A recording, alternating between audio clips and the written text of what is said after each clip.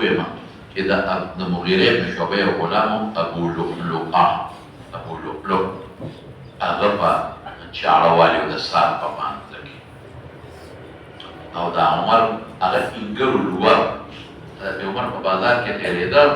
هغه ورته شکایت وکړي زما چې کوم اولاد یې مغیره بن شعبه نو ما نه دیار ډېره غواړي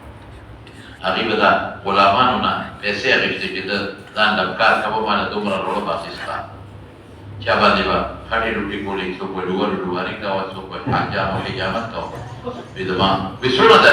وی دومره مړه وی دا خو معمولي شی دی ته خو زبردست کارګر یې ته خو ګټلی شي دا مجوسي و دا غلام د عمر غلام په خوله نه یو خبره وکړه وی تا له یو جرت ته جوړو دا خبره بل چا واورې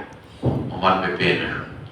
بس هغه دا چاړۍ دوه مخې دې جوړه کړه دوه مخې دې او هغه یې ښه تېره کړه او د زهرو به یې ورکړه او سار وختي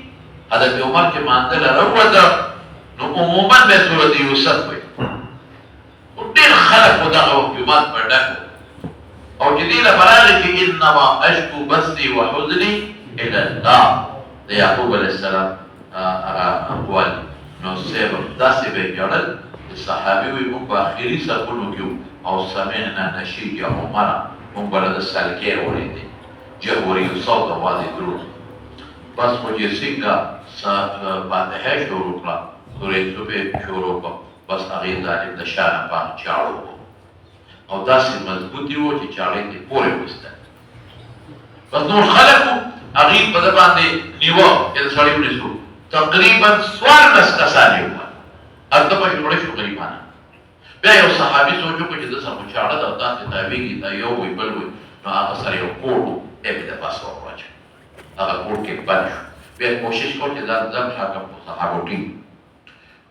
د عمر دغه وخت کې وروسته شو عبدالرحمن ابن عوف یې د مټولې هغې ور مخکې کړي خلاص هغه مختصر لمونځ وکړو شاته صفونو والا پې نه شو تیاره وه جومات کې بجلې مه نه وه او لوګو صفونو والا پې شو او شاته صفونو وایي چې د عمر اواز نشته او اواز خو د بل چا لمونځ خلاص شو د یو چت ته او کور ته یې ورس ښه چې یې ویړو نو بېرته تپوس دا کوي وی مونځ سمه شو ویې دویم تپوس کوي وی من قتلني یعنې من ضربني چا وواله وی هغه د مغیره ابن شعبه غلام وی هغه سنا کاریګر ویو وی دې ظالم ته ما څه خبره نه وکړه وی الحمدلله اذا ما مرد د یو مسولي چې اهل قبله یې د هغه په لاس ونشو نو بیا څه چل وکړو بیا یې وی مال اوبه راکړې نو بیا چې اوبه یې راوړې نو وی ما کښېنوې ده اودس نو دوی ورته وی بابا دې وخت کې وینه دې بهېدې وی دې وخت کې تیمم وی ما بچې ما دین د حضور پاک نه اورېدلی ما د دین مخه نو اودس چې اودس یې وکړ نو سم لاس وی ما کښېنوې بابا په لاس ته وکړه په اشاره وی بچې تا ته ما وویل چې دین ما د حضور پاک نه زده کړل نو بیا یې لمونځ وخت باقي دی بیا لمونځ نو ولې نبیز ورکړل چې نبیز یې ورکړل د اوسکو شربت نو هغه ته په دې خېټه باندې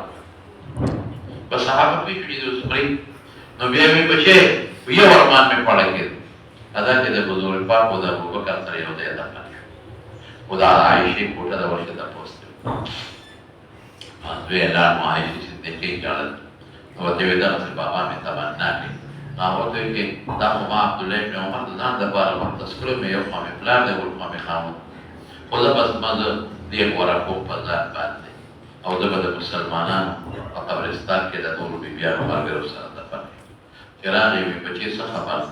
وایي چې ستا کوم خوا اجازت دې وکړي وایي ښه دې وخت زه جبدې یم کېدای شي زما نه او حیا کې چې مړ شمه او زما کټ یو ځای نو بیا دې تپوس وکړي نو بیا دې تپوس وکړو نو دفن شو نو دا درې کسان مضبوط دي قبرونو نقشه پوره یقین چاته نه ده معلومه خو خیر چې کوم کتابونو لیکلي بیا به درته زه بل وخت بیا انشاءالله نو د رسول الله مبارک یو حدیث مشکات کې تاسو ویل چې حضور پاک یو جومات ته راننوت عن یمینه ابوبکر وعن شماله عمر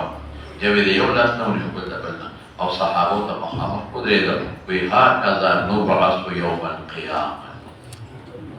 قیامت پر ورځ به داسې موږ پاڅو نو دا د مختصر غوندې حالات مې راته ویلي دي. لس نیم کاله خلافت دی. دېرویشتمه هجرۍ کې دا په چاړه باندې شوی، دېرویشتمه هجري او درې شپېته کاله یې عمر، درې شپېته او لس نیم کاله د ده خلافت او مرویات یې 15,501 څلوېښت 539 د ده مرویات دي. بهر کې په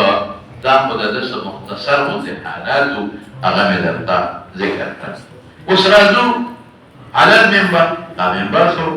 دا کې به تفصیل راځي، لږ صبر وکړئ. دا هغه د حضور پاک منبر و. چا منبر و؟ د رسول الله صلی الله علیه وسلم منبر و. چا جوړ کړی دی؟ او دا منبر چې و نو دا د کوم لرګي وغیره نه و. دا ټول تفاصیل به انشاءالله العزیز په خپلو ځایونو کې راځي. یوه خبره به پاتې کېږي نه. خو دا منبر و، دې کې ډېره دلچسپه قصه ده. چا جوړ کړ، کوم لرګي نه جوړ، کوم ځای پروت و او اغستلې سره به حضور پاک خطبه وي چې منبر یې جوړ کړ. راغی نو اغستنه حنانه جړلې دي. خیر هغه تفصیلات به وروسته راځي، دلته ضرورت نشته. په منبر یقول کې ضمیر راجع دی عمر ته، نو حکایت حال ماضیه دی. سمعت عمر بن الخطاب رضي الله عنه وعن